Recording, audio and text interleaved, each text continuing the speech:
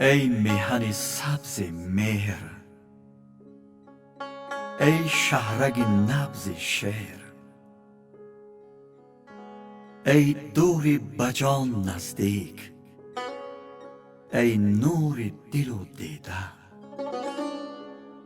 در هر ورقی سنگت شعریست اهورایی، از هر وجب خاکت یک نابغه روییده. ایران عزیز من، ای جان عزیز من، قارون تو انشا کرد قانون سعادت را، جمشیدی تو بینا کرد کاخ فر ملت را، منصوری تو بالا کرد قدر سر بیمرگی، خیامی تو افشا کرد اسرار محبت را. ایران عزیز من، ای جان عزیز من، تیری نظری آرش در سینه نهان دارم، شاهنامه عالمساز از فضل کیان دارم.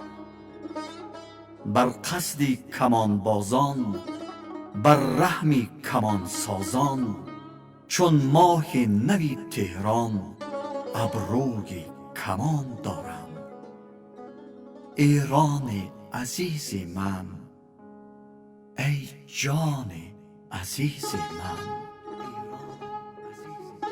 با عشق خدا دادت پیمان وفا باقیست، از دخت صفی بهرت پیک ز صفا باقیست. از میر بخارایی ناداری دارایی، از پیر سمرقندی پیغام سخا باقیست. ایران عزیز من، ای جان عزیز من،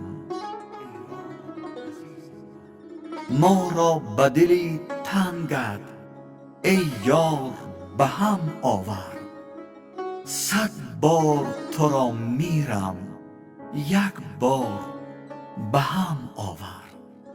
بر گلشن گلخندت، بر فرق دماوندت گلخار نمی زیبد، گلنار به هم آورد. ایران عزیز من، ای جان عزیز من، پیوند نیاکانی، پیوند دل و جانی، پرورده شیر شعر، پرورده عرفانی. ای عشق فلک پیچم، بهر تو گرم هیچم، بهر من ناقابل جایزه یزدانی. ایران عزیز من، ای جان عزیز من، ای جان عزیز من.